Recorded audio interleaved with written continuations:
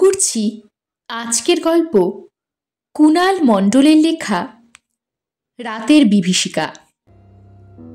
শাশুড়ির আমন্ত্রণে ভূষণদা শ্বশুরবাড়িতে গেল প্রায় ৩ বছর পর। মগরাহাট থেকে প্রায় ৩০ ক্রোশ মাইল দূরে তার শ্বশুরবাড়ি। গ্রামের নাম তারকাটা। নামটা নিয়ে ভূষণদা মাঝে মাঝে তার বউয়ের সাথে মশকরাও কম করে না। বলে, তোমার গ্রামের লোকেদের কি সবার তারকাটা?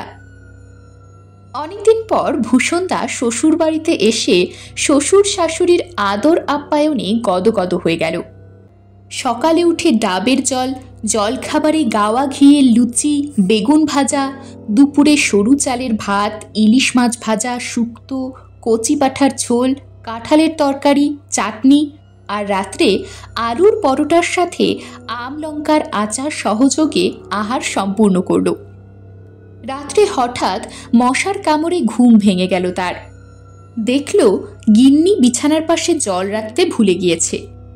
ভূষণদা তাই তার গিন্নিকে না জাগিয়ে নিজেই রান্নাঘরে গেল জল খেতে। ওখানে যেতে যেতে কিছু খুটখাট শব্দ পেল এবং ভাবল কেউ হয়তো কিছু করছে। তবুও তার সন্দেহ হওয়াতে সে রান্নাঘরে গিয়ে যা দেখল তাতে তার শরীরের রক্ত হিম হয়ে গেল। সে দেখল তার আদরের শাশুড়ি কাঁচা মাছগুলো সব ছিঁড়ে ছিঁড়ে খাচ্ছে।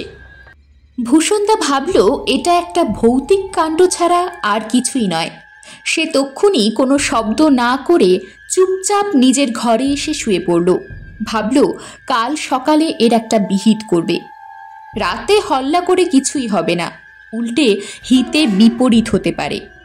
তাই নিজের ঘরে এসে শুয়ে শুয়ে ব্যাপারটা নিয়ে চিন্তা করতে লাগলো এবং কিছুক্ষণ পরে ঘুমিয়ে পড়ল।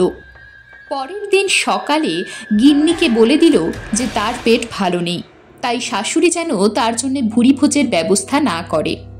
তিনি সকালে উঠে একটা বেড়ে সাইজের ডাবের জল খেল তৃপ্তি করে। তিনি শাশুড়ির পা জোড়া দেখল। তিনি শুনেছেন পেতনিদের পা নাকি উল্টো থাকে, কিন্তু শাশুড়ি তাকে খুব আদরের সাথে চিড়ে ভাজা খাওয়ালেন। সেও দেখল শাশুড়ির পা সিধেই আছে আর তার ব্যবহারও খুব স্বাভাবিক। এখন যদি কাল রাতের কথা সে সবাইকে বলে তবে হয়তো উল্টে সবাই তার উপরেই সন্দেহ করবে, হয়তো ঠাট্টাও করতে ছাড়বে না। তাই সে ঠিক করল এখন এই ব্যাপার নিয়ে কাউকে কিচ্ছু বলবে না। রাত গভীর তখন। ভূষণদার মাথায় তখন একটা বুদ্ধি এলো। তাই পরিকল্পনা করতে করতেই সে ঘুমিয়ে পড়ল। পরদিন খুব ভোরে কাউকে কিচ্ছু না বলে শালাবাবুর সাইকেলটা নিয়ে 2 ক্রোশ দূরে আমলকি গ্রামের উদ্দেশ্যে রওনা দিল। সেখানে তার বাল্যবন্ধু নিধিরাম ওঝার পৈতৃক বাড়ি। এত ভোরে তার বন্ধু তাকে দেখে একটু অবাক হলো বটে, কিন্তু যখন তার বাল্যবন্ধুর কাছ থেকে তার শাশুড়ির ভৌতিক কাহিনী বিস্তারিতভাবে জানতে পারল তখন আর কিছুই বুঝতে বাকি রইল না। যদিও টুকটাক ওঝাগিরি ভূষণদাও করে, কিন্তু শাশুড়ির ব্যাপারে কিছু করতে গেলে গিন্নি হয়তো ঠিক মেনে নিতে পারবে না। তাই সেই সব ভেবে ভূষণদা ঠিক করল নিধিরামকে সাইকেলে বসিয়ে শ্বশুর বাড়িতে নিয়ে যাবে। যেমন ভাবনা তেমন কাজ। আর নিধিরামও ভূষণদার সাথে যেতে দ্বিধা করল না। গ্রামে পৌঁছে দুপুরে ভুরি ভোজের পরে 2 বন্ধুতে গোপনে শলা পরামর্শ করার জন্যে সামনের আমবাগানে তামাক খাওয়ার নাম করে গেল। নিধিরাম বলল, আজ রাতে আমি তোর সঙ্গেই শোব, আর কিছু ঘটনা ঘটলে নিজের চোখে তা দেখব আর যথাযথ ব্যবস্থা নেব।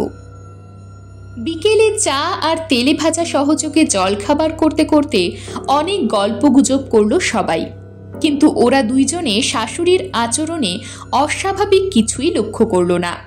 তারপর আসলো সেই ভয়ানক চতুর্থ রাত। রাত্রে খাবার পরে 2 বন্ধু এক ঘরে ঘুমোতে গেল। ভূষণদার গিন্নি অবশ্য শুতে গেল তার মায়ের কাছে।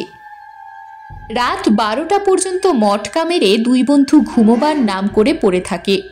মধ্যরাত হতেই 2 জনে নিঃশব্দে রান্নাঘরের সামনে এসে দাঁড়ালো আর দরজার বাইরে থেকে দেখল সেই বীভৎস দৃশ্য। আজ আর মাছ নয়, বাড়ির পোষা ছাগলটাকেই ছিঁড়ে ছিঁড়ে খাচ্ছে।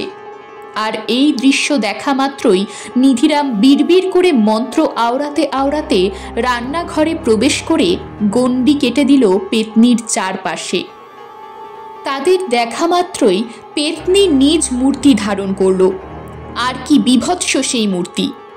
পেতনির লাল চোখ দুটি থেকে যেন আগুন ঠিকরে বেরিয়ে আসছে, সারা মুখে রক্ত মাখা, দাঁতগুলি রক্তের জন্যে যেন লক লক করছে। পেতনি তক্ষুনি হুমকি দিল ওদের, এবার আমি তোদের ছিঁড়ে ছিঁড়ে খাবো।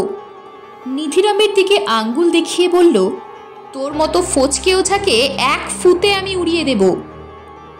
কিন্তু নিধিরামও কম বেয়ারা নয়। সেও তখন এক মহা কঠিন মন্ত্র জপ করতে করতে সর্ষে পোড়া ছুঁড়ে মারল পেতনির গায়ে।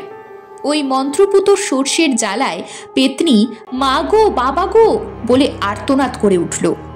এই আর্তনাদ শুনে ভূষণদার বউ, শ্বশুর আর শালা হরিপদ উঠে এসেছে ঘুম থেকে।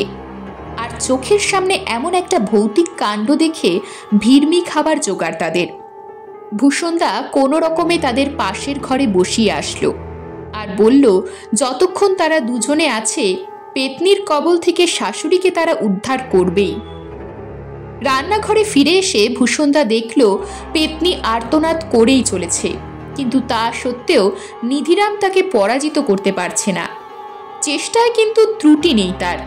তখন ভূষণদার মাথায় চট করে একটা বুদ্ধি খেলে গেল। একবার এক হিমালয়ের সাধু তাদের গ্রামের বটতলায় কিছুদিন আশ্রয় নিয়েছিল। দীর্ঘ পথ চলায় সাধু বাবার পায়ে ক্ষত হয়ে তা ঘা হয়ে গিয়েছিল। ভূষণদার ছোটবেলা থেকেই সাধু সন্ন্যাসীদের ওপর গভীর ভক্তি শ্রদ্ধা।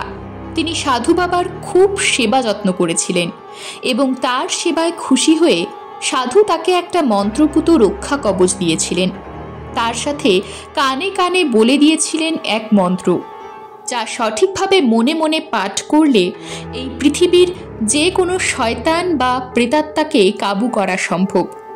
সঙ্গে সঙ্গে ভূষণদা তার সেই মন্ত্রপুত রক্ষা কবচ হাতে নিয়ে সেই অলৌকিক মন্ত্র আওড়াতে লাগলো। সেই মন্ত্র শুনে পেতনি রীতিমতো কাঁদতে লাগলো। তখন ভূষণদা পেতনির আসল পরিচয় জানতে চাইল, কিন্তু পেতনি অতি শক্তিশালী। অবশেষে ভূষণদার ক্রমাগত মন্ত্রোচ্চারণে আর সাধুর অলৌকিক কবচের জোরে অতিষ্ঠ হয়ে পেতনি নিজের পরিচয় দিল। তারকাটা গ্রামে অতি দরিদ্র ও নিরীহ লোক ছিলেন গ্রামের একমাত্র পাঠশালার লালু পণ্ডিত। তখনকার দিনে ওলা ওঠার নাম শুনলে লোকে ভয় পেত। কারোর কলেরা হয়েছে শুনতে পেলে সে গ্রামে আর মানুষ থাকতো না। কেউ মারা গেলে মরা পোড়ানোর লোক পাওয়া যেত না। তাই লালু পণ্ডিতের বউ মোক্ষদা যখন কলেরায় মারা গেল তখনও তার সব দাহ করার লোক পাওয়া গেল না। দুঃখে কষ্টে লালু পণ্ডিত একাই কোনো রকমে একটা হাতগাড়ি জোগাড় করে শ্মশানে নিয়ে গেল। কিন্তু সেই রাত্রি ছিল প্রবল দুর্যোগের।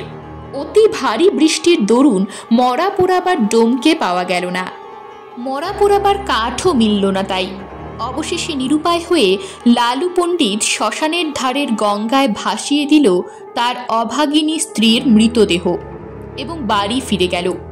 বৃষ্টি একটু কমতেই শ্মশানের ধারের জঙ্গলের শেয়ালের দল এসে লাশটাকে টেনে পাড়ে নিয়ে এলো আর মনের সুখে লাশটাকে ছিঁড়ে ছিঁড়ে খেতে লাগলো। মোক্ষদার প্রেতাত্মা রাগে দুঃখে শ্মশানের মধ্যে শেওড়া গাছে ঠাঁই নিল আর মনে মনে প্রতিজ্ঞা করল গ্রামের সব কটা লোককে সে উচিত শিক্ষা দেবে। অবশেষে সেই সুযোগ একদিন এলো তার কাছে।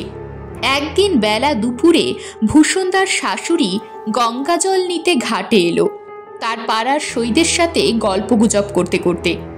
তারা খেয়াল করল না যে বেলা গড়িয়ে গিয়েছে।